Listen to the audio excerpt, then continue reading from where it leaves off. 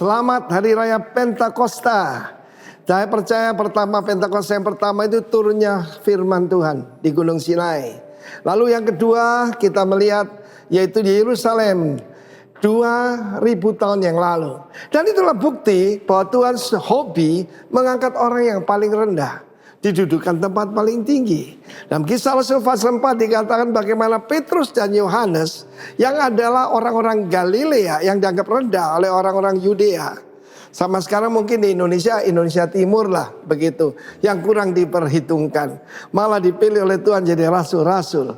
Dan pada saat itu kita melihat bagaimana Hanas, Kayafas dan keluarga. Jadi KKN ini, keluarga dari imam besar menghakimi dua hamba Tuhan ini. Yang satu mengangkat diri tinggi, yang satu diangkat oleh Tuhan lebih tinggi lagi. Dan pada saat itulah apa yang terjadi, Petrus menjawab dengan penuh dengan Roh Kudus. Sebab dia ditanya, dengan kuasa mana dan dalam nama siapa kau melakukan hal itu? Apa yang terjadi? Orang lumpuh sejak lahirnya, kecil di hadapan Tuhan. Pada waktu itu ketika orang melihat mereka orang hebat, dengan nama Yesus Kristus yang kamu salibkan itu, kata Rasul Petrus. Sedangkan siapa Tuhan Yesus Kristus orang Nazaret. Firman Allah mengatakan bagaimana ada yang bertanya, apa yang baik keluar dari Nazaret?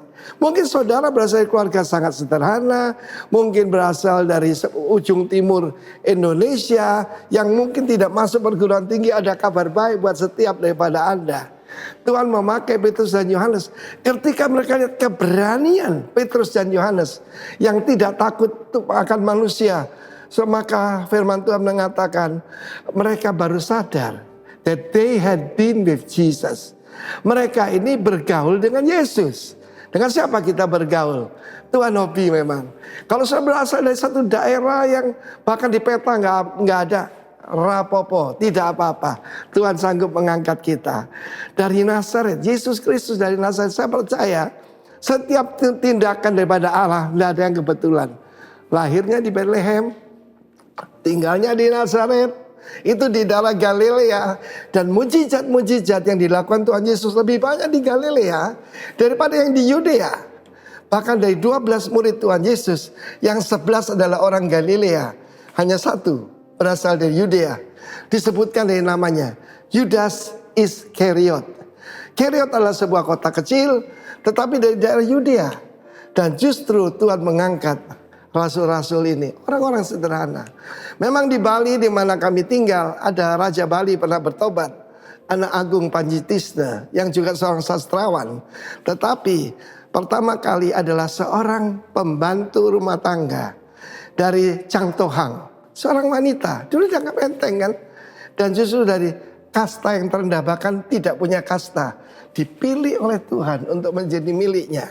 Marilah kita belajar sesuatu hari ini, jangan menganggap rendah siapapun. Karena Tuhan sanggup menurunkan orang yang paling sombong, paling tinggi, paling angkuh, paling berkuasa, dan mengangkat orang yang paling rendah. Kita ingat bagaimana Presiden Soeharto itu diturunkan pada waktu hari raya kenaikan Tuhan Yesus ke surga. Dan baru beberapa hari yang lalu kita merayakan kenaikan Tuhan Yesus ke surga. Pas 10 hari yang lalu. Dan karena itu Petrus penuh dengan Roh Kudus. Pastikan setiap daripada warga negara kerajaan Allah bukan cuma dilahirkan kembali, tapi penuh dengan Roh Kudus. Melakukan perintah agung, yaitu saling mengasihi seperti Kristus telah mengasihi kita. Dan kemudian beritakan firman Tuhan sampai ujung bumi. God bless you warga kerajaan. Amin.